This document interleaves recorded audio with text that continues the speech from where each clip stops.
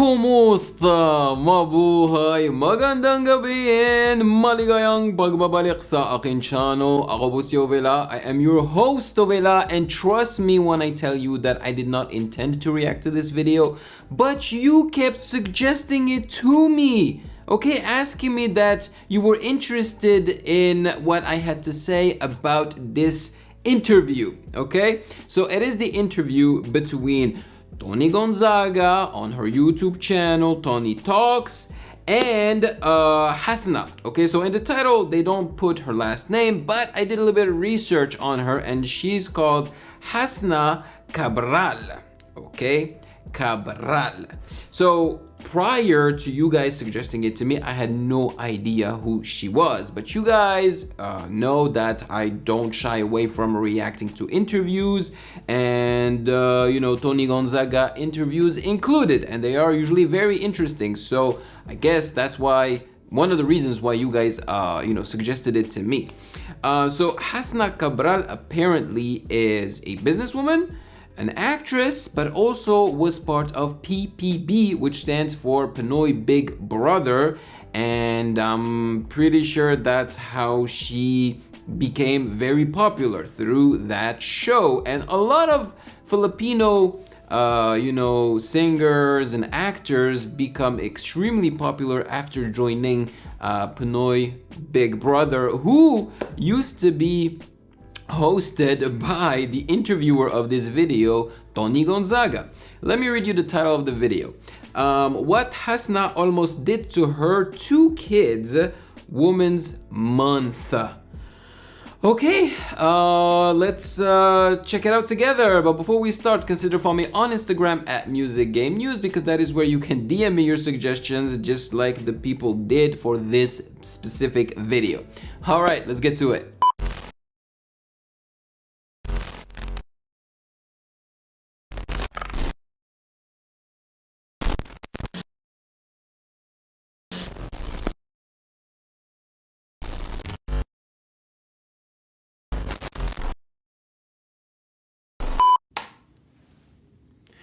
Disclaimer warning, this story contains mentions of self-harm and suicide. Oh my, this is gonna get very serious real fast. This may be emotionally challenging and triggering. If you or someone you know feel triggered, please note that there are resources to support you. Please skip if you're not in a good space right now for this conversation. I feel strong enough to handle this. Thankfully.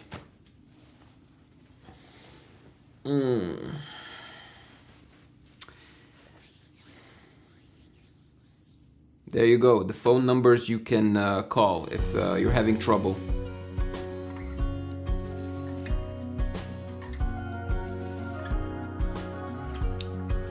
Well, since she was one of the members of PPB, I'm pretty sure that she is familiar with Toni Gonzaga. She knows Toni Gonzaga. Kung maaalala niyo po, noong 2019... We need subtitles! There we go! Let me rewind. Subtitles. I would not have reacted to this if there were no English subtitles. Kung maaalala niyo po, noong 2019, yung Pinoy Big Brother 8, Season 8 ng Pinoy Big Brother, ang nanalo nun was Yum Yum.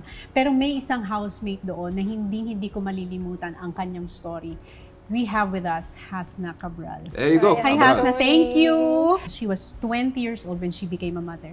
Oh, wow. What was Very that young. like nung naging nanay ka at 20? At 20, nung time na yun po kasi pag-graduate na rin ako. So, inilihim ko muna siya sa nanay ko until gumraduate na ako. So, buntis ako nun. And then, Sino lang nakakaalam? Wala. Ikaw tsaka yung ka-relationship mo nung time Ako, na. ka-relationship ko, tapos best friends. Tapos, nung sinabi ko siya sa nanay ko, okay lang sa kanya. Ilang months ka na nun? I wonder why she didn't tell her parents. I guess she was scared, afraid of the response. Nung sinabi mo, How many months pregnant were you when you told your mother? Parang siguro mga 4 months pregnant na ako nun. So sabi niya lang, anong plano niyo? Magpakasal na kayo. Ganun lang. Kasi kilala naman niya yung boyfriend ko that time. Nung sinabi ko, nagulat ako sa reaction niya na excited na siyang magkaapo. Tapos ako lang kasi Okay, so she was supportive. yung anak niyang babae. 5 kasi yung brothers. Oh, wow, she comes from a big family. I'm not surprised. Usually in the Philippines, they have big families. Nung nalaman na pregnant ka, ano yung unang naging reaction mo?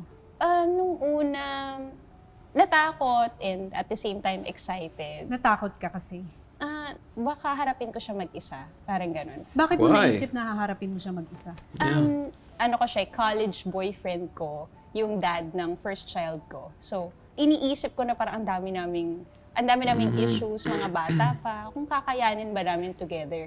Saka matagal ko kasi pinapangarap yun eh. Since maliit pa ako, yung, di ba, nung bata pa tayo, bahay-bahayan, yung ganyan. Yun yung talagang gustong-gusto kong gawin, maging nanay. Tapos ito na siya, magiging nanay na ako. Yun lang talaga yung dream ko noon eh, maging housewife, magkaroon Magpalaki ng happy anak. family, ganyan. Tapos magde-decorate ng bahay. Kasi yun yung kinalakihan kong laro nung bata ko. Tapos nakakatakot, anong mangyayari? Yeah, but when it comes to real life, it's definitely not the same thing. You know, you got responsibilities. It's scary. Now na, nandito na ako sa stage na to. So, when you were going through the pregnancy, kamusta yung relationship? Okay naman, super okay na. Siguro ang pinaka naging issue namin is financial. Hindi kami stable. Pero kung love support, nandun naman. Okay. Gaano katagal lang kayo nagsama? Hanggang first week old si Bash. So first week old si Bash. Ay, sabi ba? One week old si Bash. Nung naghiwalay kami. Damn. Ang tulog, pagod na pagod Oo. ka, postpartum. Tapos meron pa akong may dugo pa ako. Naka-diaper pa ako naman. Totoo, kasi 1 month ka magda-diaper nung duduguin ka for 1 month. Dinudugo ka pa, naghiwalay na kayo. Yes. Ang nakailam kasi yung mom ko. Kasi bata pa ako. I wonder why they broke up right after her kid was born. And they called the kid Bash? 20 years old. Pinakailaman niya yung relationship namin kasi nga, nagkakasakitan na kami. Physical na. Hindi na healthy. Hindi na healthy. So, hindi ko naman din siya ma-blame kasi bata din siya. Siguro, nakakapikon talaga yung postpartum eh. Hindi Pikon niya talaga. naiintindihan. Hindi niya naiintindihan at ako din. So, talaga nag-aaway talaga kami hanggang sa na-ospital na ako. Dahil? Kasi dinugo na ako sa stress, yung ganun. But that's just a week. A week after the kid was born. So the postpartum, timeline was just a week. He couldn't handle his girlfriend being like that for just a week? Oh, come on. So yun, doon na pumasok yung nanay ko na tama na, maghiwalay na kayo. Pero nung sinabi ng nanay mo na maghiwalay na kayo, naramdaman mo ba na yun ang gusto mo? O gusto mo pang ipaglaban? Ilalaban ko talaga. So nag-attempt pa din kami Ituloy. after, tapos nag-date pa rin kami. Oh, okay. Inaayos namin, tinatry namin siyang i-fix. Kaya lang, parehas na kaming na-fall out. Kasi nung time na yon, mag-work na rin ako. And then I met naman yung father ng Yung second second kid mo. child ko. Oh my goodness. Okay, so yes, that's right. She has 2 kids. Wow, this girl, she's busy. Yun. So parang sabi ko, yung second guy, nung na-meet ko siya, nagpa-promise siya. Ang ganda ng promises niya sa akin. What's the Coworker ko lang promise? siya, ganyan. Tapos nililigawan ako nung dad ng... And then Bash, my eldest dad, courted me. ni Bash, yung panganay ko.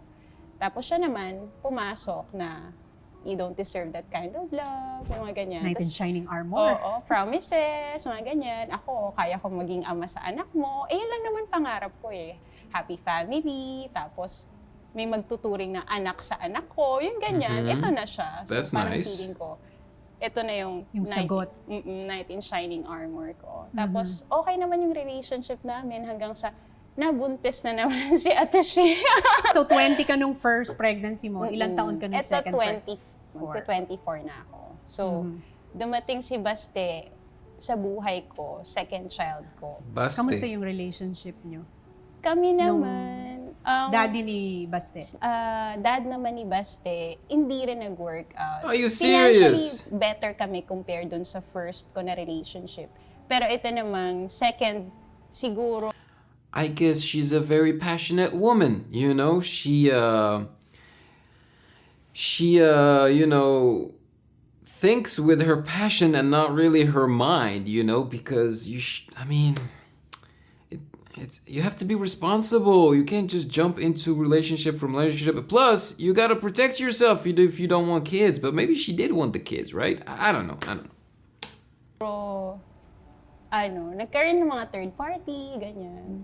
Tapos, 26 ako, single mom of 2 kids na ako. So, 2 ang panganay ko. Nung dumating sa buhay ko si Baste, Okay, I feel like the interview is not going well in the sense of Toni is not asking her the right questions. Like, because we know she was part of PPB, but when did she join PPB? Did she join PPB before all of this happened or after all of this happened? You know, I'm very confused. I found out na special yung una kong anak. Ilang taon si Basha noon? Si Bash ay- When you found out? 4 years old siya, nalaman ko. Special daw, sabi ng doktor, may autism. What is that? Sabi ko, Gifted? Autism? When she said gifted, it sounded like he was a genius or something. But when you're autistic, usually you have a hard time navigating social aspects of your life, you know, of life. ako naman, denial ako. Sabi ko, hindi yan special. Wala lang kausap yan, ganun. Magde-deny ka kasi muna, hindi mo Wait, it's a girl? Bash is a girl. matatanggap eh. Tapos that time, Bash, when they said the name Bash, it sounded like a boy. buntis ako, meron akong pasaway na friend. Friend ko pa din naman siya. Concerned lang siguro talaga siya. Sabi niya, naku, baka special din yung ikalawa mong anak. So, sabi niya, ay, may kakilala ako na pwedeng maglaglag ng bata, ganyan. Kasi ginagawa doon sa probinsya. Sabi ko, hindi, ano ka ba? Kahit na special yan, we choose life. Ganun pa ako. Very positive ako. Sabi ko, okay lang yan. Things will get better naman. Kasi may nakikita ako sa TV. May mga autism, pero Yeah, okay of naman course. yung buhay nila. So sabi Of ko, course, ay, of siguro dalawa course. sila, okay lang. Pero pumasok na sa utak ko that time na What if?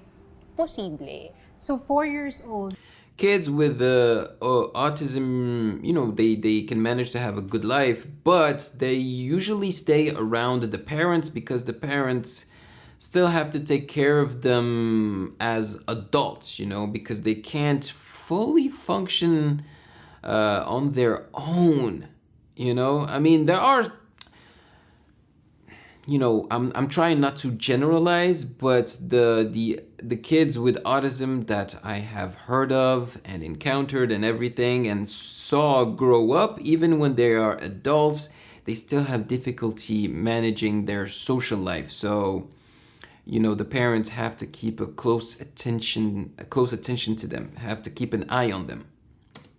si Basha, when you realized and found out that she was special, how?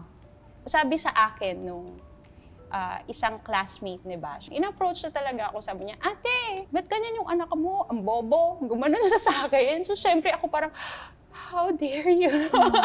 Nasaktan ako. Tapos, tumingin lang sa akin si Bash. Nakatingin lang siyang ganyan. Sabi niya, parang uwing-uwi na, ganyan. Parang, tara na, ganyan. Walang effect sa kanya yung sinabihan siya ng bobo. Kasi inaantay ko mag-react siya. She's so cute. Aww. Sinabihan ka ng bobo nung bata ka, di ba? Ano No! sabi mo? Hindi ako Awayin mo ganyan. Hindi Pero siya siya, nag-react. walang reaction. So, yun yung turning point ko talaga. Nasabi ko, ay, hindi. Hindi talaga sila magka-level ng utak. Kailangan ko talagang humingi na ng tulong. What was the hardest part nung realization and yun sa acceptance na, okay, my first child is special? Nung time na yun, kasi dumating na rin kasi si Baste. So, meron akong second child. Hindi na rin ako nagkaroon ng time na mag-iiyak pa eh, yung parang ganun. Wala pa akong time nun, tapos hindi na rin kami okay nung dad ni Baste. So, sabi ko, focus na lang ako sa goal ko na I have to be their strength. I have to work hard para mabigay ko yon yung mga therapy. Siguro, defense ko din siya sa mga problema ko na solution tayo. So yun, araw-araw nagtatrabaho ako, ganyan, para makapag-therapy si Bash. And then lumalaki na rin si Baste. By that time, hindi ko pa alam na special siya. Special din siya, si ikalawa. So, Paano mo nalaman? ang maganda naman kasi nung naghiwalay kami nung second ko na partner, So both of her kids have autism. That is crazy. yung dad ni Baste. Doon na yun, nagkaroon ako ng opportunity na maging banker. Gumaganda yung career ko. So parang nabibigay ko yung needs ng mga anak ko eh. She's a fighter, Pero huh? nalaman ko na special din si Baste, doon na ako napaisip. Pina-check up namin siya kasi nga hindi pa nagsasalita. Ilan taon na siya na? Parang magti 3 years old siya. Hindi pa siya nagsasalita? Hindi pa, non-verbal. Sabi ko, mas malala kay Bash. Kasi si Bash kahit paano nakakapagsalita eh. Dili lang. Mahina lang yung utak. Pero yung bunso ko, mas malala yung situation. So, somehow, meron na akong idea kasi nga, nagte-therapy niya si Bash. Meron na akong idea sa school niya kung I wonder if the dads were actually part of their kids' life because she's making it sound like she was the only one taking care of her kids, you know? If that's the case, then wow, and more power to her. But man, dads need to be more responsible. how you will find out kung may autism, yung mga symptoms, alam ko na. Kumbaga, somehow may knowledge na ako. Nakita ko lahat kay Baste. So yun na, nasa bangko ako noon. Sabi ko, walang sense eh. Nagigising ako ng maaga, or ano kasi siya, office hours eh. Gigising ako ng maaga, tulog pa sila. Uuwi ako, rush hour, traffic, Makati, umuwi pa ako Santa Mesa. Gabi na. Tulog na sila. Parang, oo, past 9 na ako nakaka-uwi. Hindi ko sila nakakasama whole day. Sabi ko, this is not the life I want eh. Sabi ko, it's time na siguro na mag-focus ako sa mga anak ko. At luckily, nung time na yon na gusto kong i-give up na yung pagbabangko, dumating naman yung Oh my third goodness. guy. Si Ay, third guy. Okay. Akala ko okay. Ito na pala ang third guy. Oo, puro lalaki, no? Okay. So yung third guy, eto naman, single She said third guy, right? She didn't say my current husband, which leads me to think that maybe she's not with this third guy anymore. Oh my God. mom of 2 kids na ako eh. Kumbaga, sawa na rin ako sa relationship. Marami ka nang natutunan about pag-ibig. Tama na. Oo, parang, Tama na. oo. Eh, ang alok sa akin, Ano? Oh yeah. marriage. Matagal kong pinangarap to. The dream life. Alam mo ba, Ate Toni, na-meet kita, singit ko lang yung kwento. Hindi kita na-meet pala. Nakita kita sa Rock of Ages nung December 2014. Yes. Nanood kayo ni Paul, hindi Direk pa kami Paul. kasal noon. No? And yung engagement ring mo, nasa balcony kasi ako noon, 500 pesos. Ang layo. Ang layo-layo ko sa'yo, Ate Toni. Nandun ka sa sa VIP. Sa baba ka, nandun ako. Grabe, kumikinang talaga yung engagement ring mo. Kasi tinatamaan ng ilaw. Tapos nakikita ko sa balcony, sabi ko, wow, sarap siguro nun, no? Yung ma-engage ka, tapos ikasal ka, ganyan. Tapos tinitingnan lang kita nun. Nagpe-perform nun sila, sila Pepe Herrera, Yes. Kim Molina. Yes. Yeah, I know the name Kim Molina. Inaakyat ka pa nila nun sa stage, di ba? Nanonood lang ako, sabi ko, ang sarap naman ng feeling na i-date ka. Hindi ko naranasan yun, kasi mommy na agad ako, lagi akong mommy. Yung third guy na, Control your urges, control your hormones, man. Don't think with your urges, think with your freaking brain, with your the logical side of your brain, man. God. gusto na akong pakasalan. Tapos, bigyan na ako ng sing-sing, ganyan. The Sabi ko, promise. Kala mo, Toni Gonzaga ako din, meron na ako. Yes, oo. Yun yung pangarap ko, ganun lang kababaw. So, syempre, sino ba naman ako para maging choosy? Single mom of 2 kids na parehas pang special. Ang inaalok See, that's not the right thinking. Who am I to be choosy? Bro! Who are you? You're you. you gotta put yourself first. I mean, yes, when you have kids, you have to put your kids first. But getting married to a person that you don't feel 100% like that person is your person, you're not doing any favors to your kids or yourself. So no, you have to be picky. I'm sorry, you have to put your needs and the needs of your kids first, okay? No, that mentality is just, it's overrated. I'm sorry, it's overrated. And marriage can be a beautiful thing, but marriage as well, in my opinion, is quite overrated, especially in developed countries where the divorce rate is just insane, so Look sa'yo, magstay ka na lang sa bahay, be my wife, and alagaan mo lang yung mga anak mo, wala ka ng problema. Let Nung me una guess. ayoko ng relationship na, pero sobrang ganda nung offer na in love na rin ako. Tapos sabi ko, ito na rin yung sign na maging full-time wife na ako, ganyan. Tapos focus lang ako sa kids ko. And yun, 2018 kami kinasal. Bago ka mag-PBB. Before PBB. Oh, finally. Okay, so all of this happened before PBB. That's what I suspected. But it's good to have a confirmation. So, And I'm guessing after PBB, everything changed, and I guess she divorced the dude. But I know that in the Philippines, it's hard to divorce. It's hard to have abortion. So finally, You parang feel- feeling mo after two failed relationships, after yung challenge mo with your kids, finally, ito na siguro yung sagot. Ito na. Ito na yung Talagang, dream. Oo, napalitan na yung apelido ko. Lahat na. Okay. May bahay na rin ako. Nakapag-bundar kami ng bahay. That's great. Tapos, yun lang. Ang gagawin ko lang buong buhay ko, alagaan yung anak ko at yung asawa ko. Pero ano nangyari? That's dun sa beautiful. relationship? Well, ang nangyari is, okay siya nung una. Kasi nag-live-in muna kami bago kami ikasal. Tapos, after nun, siguro mga 10 months after namin ikasal, hindi pa umabot ng 1 year, 10 months, nagpapaalam na siya. Okay, so this portrays men like the bad guys, right? But you gotta think like three guys left her. So obviously the problem does not only come from the guys, right? Like there must be something not wrong, I don't want to say wrong, but there must be something that she's also doing that's not okay and pleasing to the guys. So I don't know. I still don't know enough about this, but wow, like I can't believe that he married her and left her after 10 months. Like I feel like people get into a relationship way too fast, man, and get married way too fast.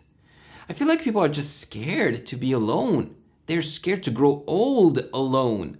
But the thing is, you have to know yourself first. You have to work on yourself first, and that takes time before you get into a relationship. Because if you don't know yourself, you're basically broken in a way. So if you go into a relationship broken, you're gonna expect your other half to fix you. They can't fix you, man. They have to take care of themselves too, So, nah. Tapos, on my birthday, Oh, wow. On her ko mismo, birthday. sabi niya, hindi na daw niya kaya. Oh, wow. Ano yung hindi niya kaya? Hindi na niya kami kaya, pamilya. Yung 2 kids and you. 2 kids and me. Kasi, Why? very emotional Oh, siya sa yeah, akin eh. Kasi Makes sabi sense. niya, hindi daw niya talaga kami mahal pala. Yung realization niya after namin ikasal is, awa lang pala yung naramdaman niya sa amin. See, like, what kind of mentality is this? You marry someone because you pity them? That is just not right. I'm sorry, that is so not right. Oh my God. Kawawa lang kasi kami mag-ina. Tapos, nabulag lang siya sa fact na, What an ass. na nakaka-inspire ako as a woman. What a douche. I mean, I'm sure it came from a good place that he wanted to marry them, I guess, to marry her to help her and her kids, right? But that was the wrong move. It's worse. It's worse to marry her and then leave her than not having married her at all. It's worse. Pero, Nung nag-set in kawawa na lang yung pala. reality, hindi pala niya kaya yung responsibility. Which is naiintindihan ko na, kasi ang hirap naman talaga, kasi nga ako mismo na nanay nila, nahihirapan eh. What more yung hindi mo na anak, sasaluhin mo pa, at ikaw yung lahat gagawa para sa kanila. Ikaw yung magtatrabaho for them. Yeah. Tataguyod mo sila. Ate So, Pahingi. okay. Ano yung pumasok sa isip mo nung time na yun? Parang shocks, pangatlo na to. Sabi ko, paabutin mo naman ang anniversary. Oo. I wonder why in the first place did Toni want to interview Hasna? Sabi ko, ano nang sasabihin ko sa pamilya ko? Kasi, nung time kasi na kinasal kami, sobrang saya nung kapatid kong lalaki. Isa sa mga kapatid ko. Sabi niya sa akin, I heard your daughter call your husband daddy. Sobrang saya ko. Sabi sa akin ng kapatid ko, sobrang saya ko. Parang sabi niya sa akin. But she's gotta learn from her mistakes, man. I mean, she did mention that she wanted to get married more than she wanted to love the guy. You know, she said she eventually fell in love with him, but, you know, she decided to be with him because she actually wanted to be married. She you know, she saw what Toni had and that's what she wanted, right?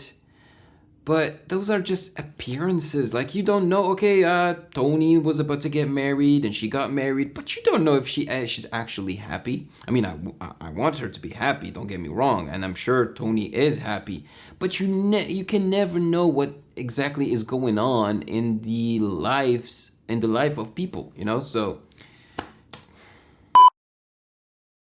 hey, I didn't see you there. Well, now that you're here, why don't you celebrate for making it this far into this video by subscribing to the channel, by turning on that notification bell so that you don't miss any future videos, and of course, and the most important thing, to like this video because it does help out the channel tremendously. And now, if you don't mind, I'm gonna go back to my business. Ito yung pangarap ko para sa'yo eh. Saka lalo na pangarap ko para sa mga anak mo na finally meron na silang matatawag talaga na daddy, ganyan. Kasi hindi dumating sa amin eh, laging may problema. So ito na, tapos hiwalayan na naman. So for the third time, yan na, hindi na naman, failed relationship na naman. So, now that I think about it, she had 2 kids with 2 different men, right? And both of those kids are autistic. She didn't really specify if the second kid was autistic, but that's what I gathered from this, which means that the autism gene, if I can call it that way, comes from her, right? And that really sucks, man, to know that. So, like, that she's probably afraid to have other kids, right? Because that kid could potentially, you know, have autism as well. Sobrang sakit kasi akala ko mahal kami. Akala ko sasaluhin kami. Yun pala, awa lang. So, that time, ang tingin ko sa sarili ko, basura. Kami ng mga anak ko. Nung time na yon, nasa bahay ako, yun na yung ukay nanay na ako. Nagbe-business na ako ng ukay-ukay. Pero nung time na iiwan niya ako, hindi na rin ako makapag-negosyo. Tapos ang daming tumatakbo sa utak ko na, ano nang gagawin ko? Ang hirap bumalik sa bangko. Saka kina-question mo ba yung sarili mo, what's wrong with me? Oo, kasi tatlo na eh. Tatlong failed relationship Bakit na. walang nagsistay, di ba? Parang yun yung question. Ang tanong ko nga nun, bakit ba? Hindi naman ako masamang babae. Tapos, ano talaga ako eh. Tama ba yung term? Domesticated wife. Ako yung namimili ng lingerie para sa asawa ko. Pinagsilbihan ko talaga siya. Submissive.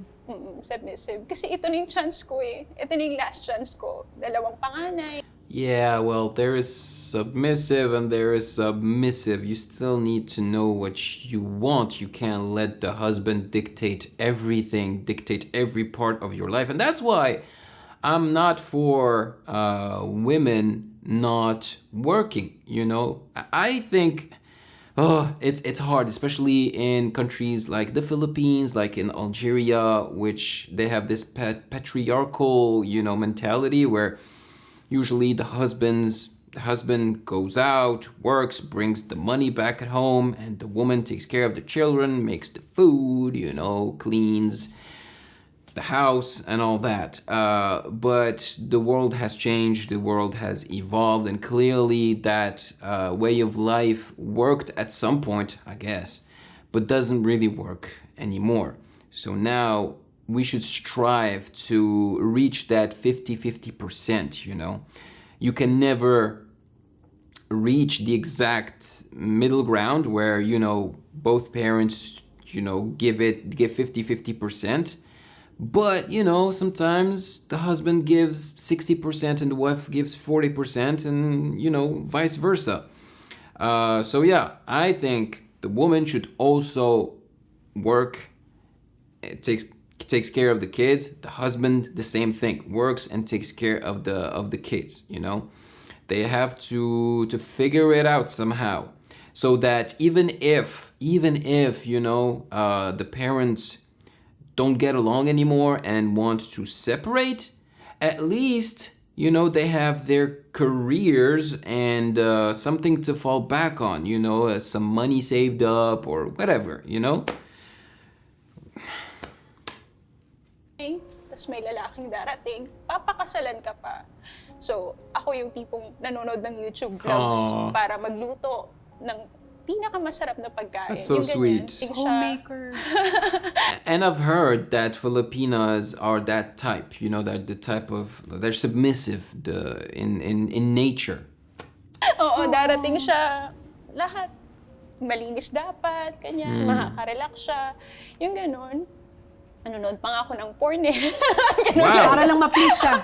Oo, hindi para sa ano ko, pleasure ko. Oh my Nanonood pa akong goodness. porn para lang makis.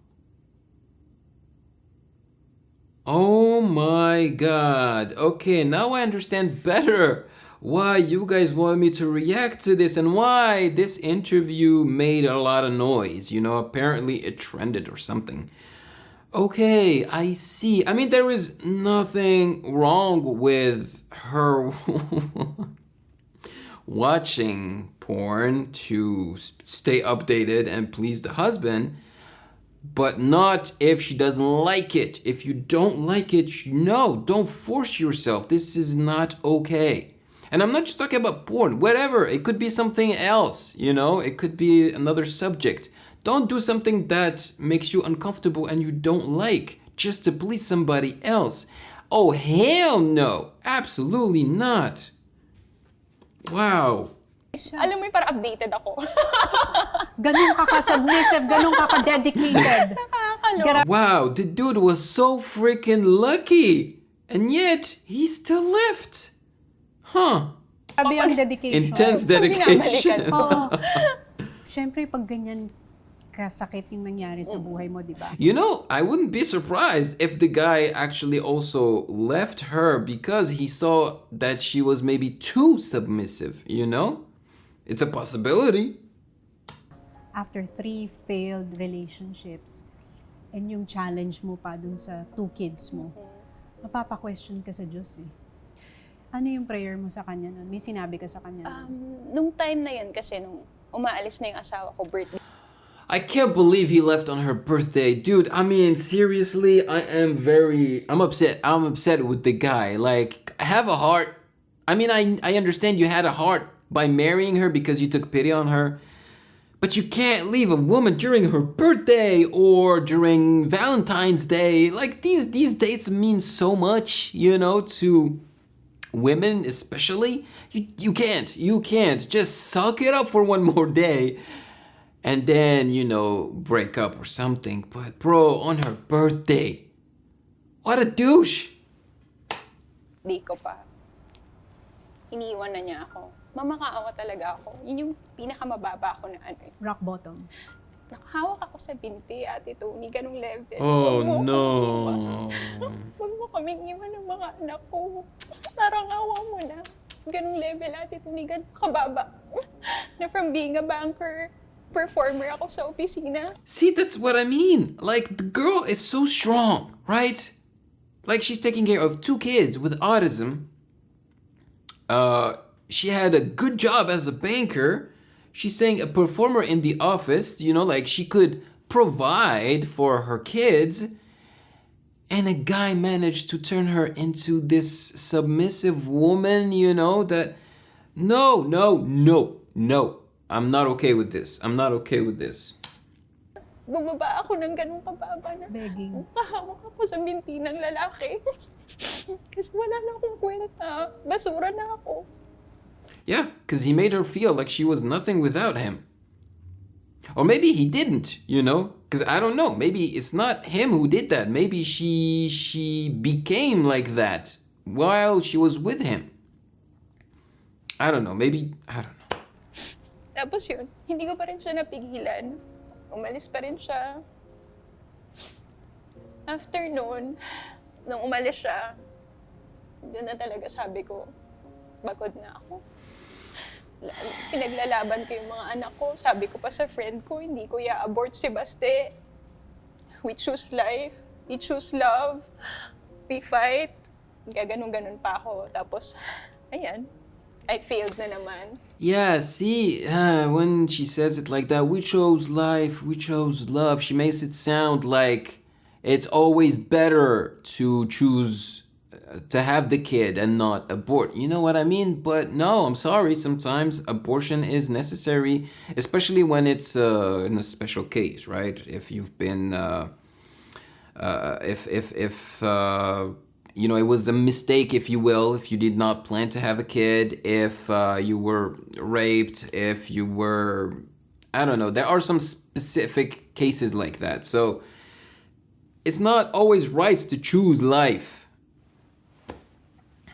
And in a case where you can't have a kid, as in you can't take care of the kid, you know, you can't be responsible for the kid. You're too young. You don't have the finances. You don't have the means. I think you do a disservice to the kid by choosing life, you know, and love. You know what I'm saying? So come on, people. Tapos, kawawa lang kayo. Hindi kayo kamahal-mahal. As a family, kayo ng mga anak mo. So wala. Wala na ako nun. Talaga. Wala ka ng self-worth. Wala na talaga. Tapos nung time na yon, pag nandun ka kasi sa pinaka-lowest mo, yun yung time na lalapitan ka rin ng demonyo. And na ano ako, Ate Toni, na kumbaga, na-invite ako ng demonyo na tapusin mo na yung laban mo. Nasa isip ko noon that time. What, she became suicidal? Is that it? Ano kasi ako, hoarder. Ang dami kong stock ng insecticide kasi sa bahay. Ano nangyari dun sa insecticide? Bali, nagluluto ako ng morning. Wala akong tulog. Kakaalis lang ng asawa ko siguro. After a day, iyak ako ng iyak buong araw. Tapos, the next day, breakfast, magluluto ako para sa mga anak ko. And yeah, I would urge people who need help to seek for it. I know that it's not always easy because of pride, because you don't want to bother people. But if you have family and close friends, do not hesitate to ask for help, you know? Because even an hour or two, you know, that they can give you to help you for like just 2 hours, it could make a huge difference. Talagang para akong baliw. Nakangiti ako. Ganyan. Actually, as a matter of fact, even if they don't help you, even just having them around you, just to talk to them, just to see them, can make you feel better. Nakangiti ako kasi tinitingnan ko yung bahay ko. O, di ba pangarap mo to? Ganun, kinakausap ko yung sarili ko. Di ba pangarap mo to? O, ayan. Buti nga sa'yo. Parang ganun ako. Kinakausap ko yung sarili ko para akong baliw. So, nagluluto ako ng breakfast. Tapos, hinahaluan ko na nung Oh my God. Oh my God. Ilang taon na mga anak Insecticide. mo nun? That time, Bash is 7. Tapos si Baste. Si Baste is 4 o 5. So, nilagyan mo ng bygone yung niluluto mong breakfast. Oh my God. Was she putting the insecticide in her breakfast or the kids' breakfast? Or Kasi ang both? iniisip mo nun. Kailangan mawala muna yung mga anak ko. Oh my Hindi ko sila pwedeng iwan God. sa nanay ko, sa mga kapatid ko, dahil hindi nila kaya. Kasi nga ako na nanay, hindi ko kaya eh. What more, iwanan ko yung responsibility sa mga pamilya ko. Sabi Wow, she is gutsy. I have to say, she is gutsy to come on this show and tell her story about this specific event. Especially in the Philippines. I mean, this is not seen in a good light anywhere in the world, right? Like suicide and killing your own kids. Holy moly, that's just not right. But especially in the Philippines, I think, the backlash can be huge. I understand why people are saying that it's been trending on TikTok, I think, or something. ko very, very responsible eh. Kung naiiwanan ko to. So, kailangan mawala kami as a family. Tapusin mo na lahat. Oh my So, God. kailangan muna mamatay sila. And then after nila, ako naman. Yun yung gagawin ko. Ako bahala na. Kaya kong saksakin yung sarili ko, kaya kong magbigti. Pero kailangan mawala sila muna. At syempre, hindi ko kayang patayin yung mga anak ko. So, yun yung least na magagawa ko. Nagluluto ako, nilalagyan ko ng insecticide. So, ready na, Ate Toni. Umakyat ako, Ate Toni, sinilip ko nga, tulog pa. How would you even know that the insecticide can kill the kids, you know? Maybe it just made them sick. They won't die. Oh my God. Doon ako sa kabilang kwarto. Yung kabilang kwarto kasi noon, yun yung study room namin. Tapos yung study room namin, nandun yung mga books ni Bash, ganyan. May bookshelf siya, ganyan. Siguro that time, ito yung pinakamaganda at pinakatamang ginawa ko sa buhay ko. Kasi pag magpapakamatay ka na pala, Ate Toni, wala ka nang pakialam. Wala na. Yun na lang ang goal. Tapusin na. Hindi ako nag-message sa nanay ko, sa asawa ko, sa kahit sinong kaibigan. Wala. Inaantay ko na lang silang magising. And hindi ko masasabi na I was in crisis. I was at the end of the road. Ganong level. Sa edge. Oo, nandun na ako. Nag-aantay na lang ako magising. Pero wala akong makausap. Finally, kinausap ko ang Diyos. Pero galit ako. Of course. Galit ako. Sabi ko sa kanya, how dare you? Hindi ako naging masamang anak. Hindi ako naging masamang tao. Never akong gumawa ng masama. Bakit ako? Bakit yung mga anak ko? Gusto nga ng kaibigan ko, ipa-abort ko si Baste. Pero hindi ko ginawa, nilaban ko. Bakit mo ginawa sa akin to? Ang tanong ko kay God, bakit ako? Habang umiiyak ako nun, umagol Toni is very emotional right now. ako, Ate Toni. Tabi ko yung bookshelf ni Bash. Tapos, ito yung miracle sa buhay ko eh. Wala akong kausap eh. Lumagsak yung math notebook ng anak ko. Lesson 1. Math notebook. Hirap na hirap. Hirap na hirap kasi si Bash sa math eh. Okay. Sobrang yan yung pinakahirap na hirap siya. Tapos nung tinuturuan ko siya, sabi niya sa akin, Mama, please stop. I'm not bad girl. Why are you doing this to me? Gumaganon yung anak ko. Sabi ko, Nak, hindi kita pinapahirapan. Hindi pa ako masyadong naiintindihan ni Bash noon. Sabi ko, kailangan mo to sa buhay mo. Kailangan mo matutunan ng math. Meron kang dapat matutunan math. Kasi pag sumakay ka ng bus, pag bumili ka ng food mo, lahat. So naalala mo yung moment na nagtuturuan kayo? Yes, Ate Toni. Kasi galit ako sa kanya, minumura ko talaga si God. Sabi ko, bakit ako? Bakit mga anak ko? Binalik niya sa akin kung ano yung sinabi ko sa anak ko. Grabe. Sabi ko sa anak ko, di ba, kailangan mo to sa buhay mo. Pag ito lang natutunan mo, you will become a better person. Yun yung mga sinabi ko sa anak ko eh. Yun ang sagot na nakuha mo sa math? Bumaksak siya? Kinausap ka niya through the math. Doon ko na-realize sa Ate Toni that God has never forsaken me. Wala akong ginawa buong buhay ko kundi sumamba ng lalaki. Unang asawa, ikalawang asawa, ikatlo. Do not worship. The man cannot worship the woman, and the woman cannot worship the man. And I cannot stress this enough. Just in life in general, do not worship another person. I mean, I see it every day because in my line of work, right, I react to a lot of music, to a lot of artists, right? And I see how people react to that, all right? How they talk about their artists. They worship them, all right?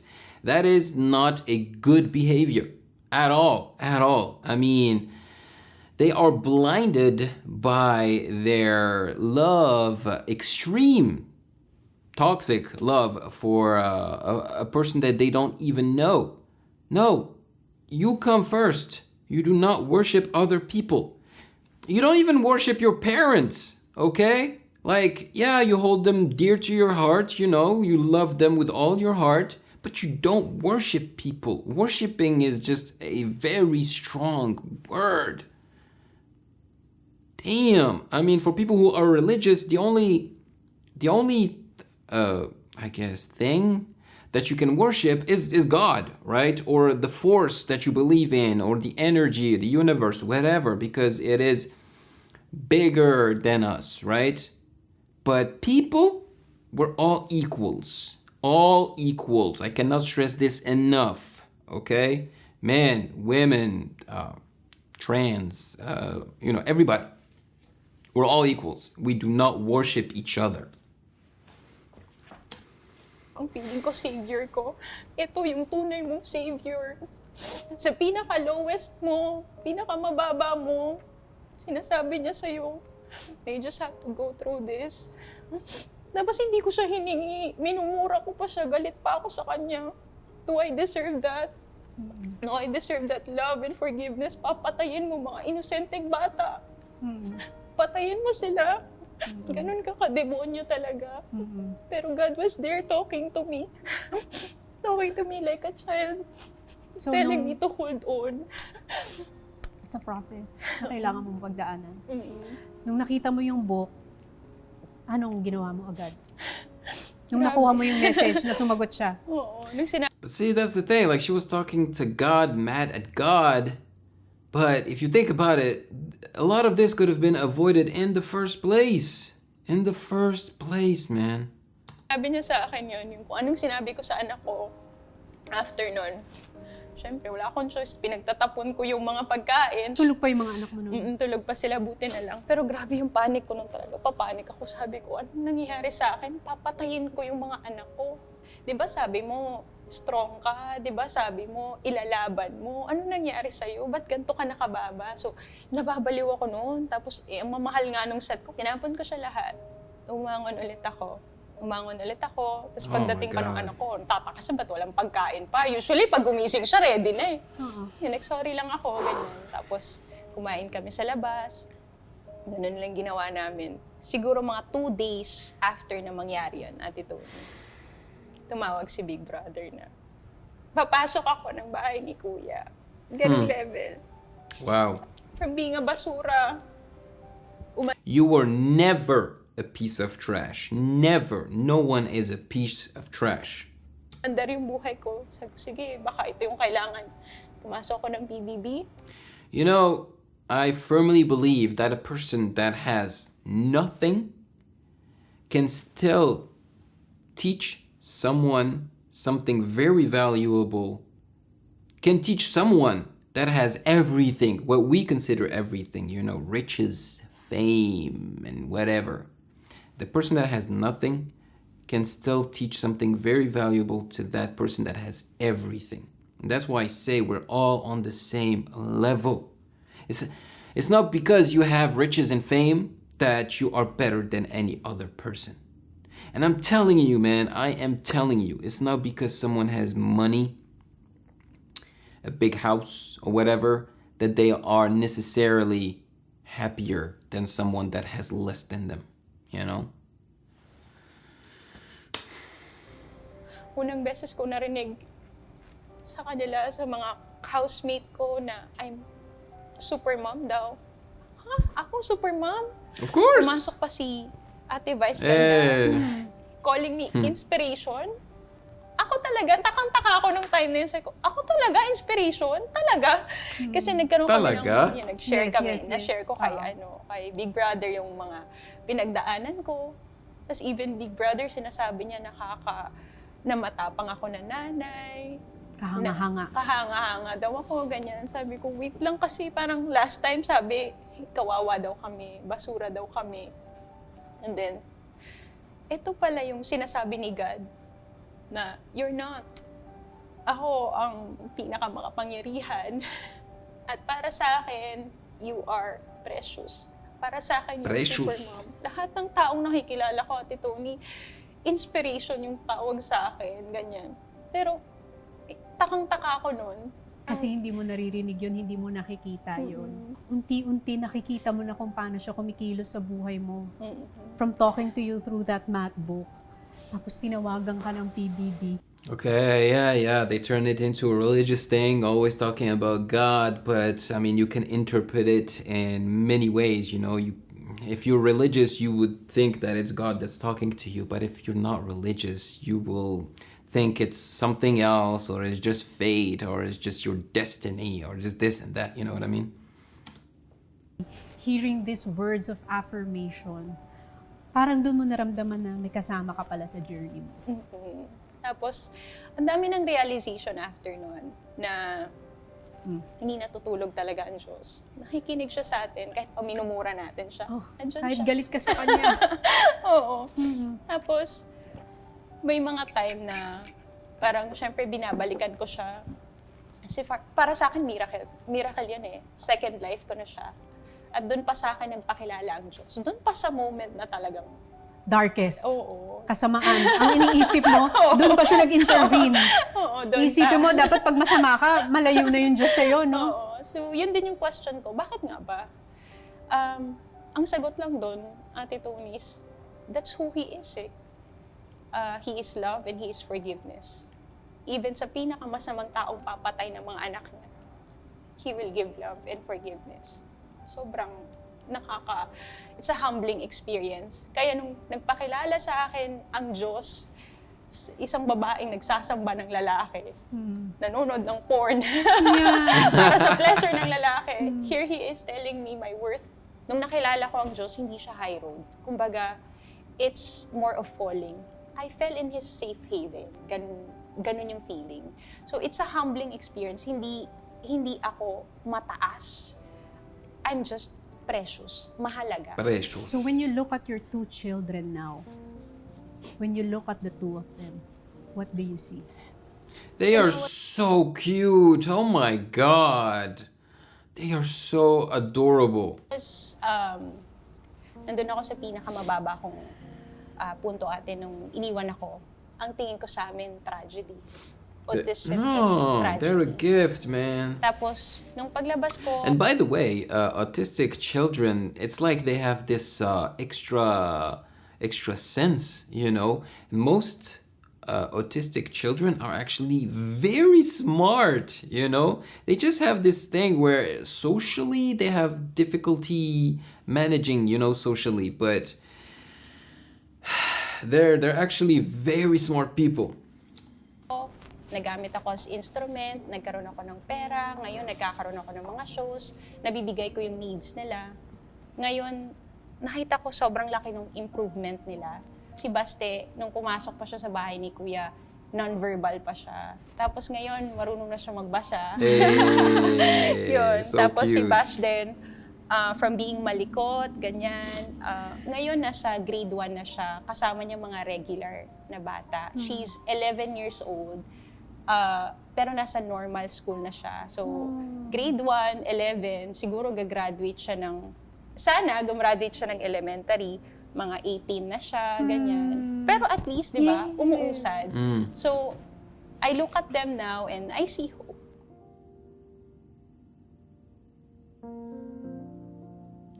After the incident, Hasna underwent therapy and continuously seeks proper mental health advice from professionals. Good. Very good. As she walks through her healing journey, she strives harder to provide for her children.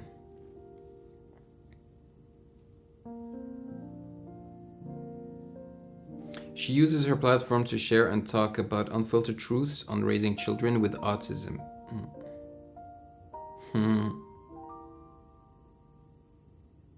Strong woman there, man. Strong woman. I wish she had asked her if she's a single mom still, or if she managed to get married, or if she's in a relationship again or something like that. But because, you know, she was part of PPB, right? You're part of PPB, you become famous, so a lot of people can, you know, start courting you because of that, because of your status. But I think she's been scarred by men enough times that she might take like a long pause, you know, take time for herself to work on herself, on her kids, you know, before she even decides to start dating or something. Man, I had a lot to say about this, man. A lot of things triggered me here.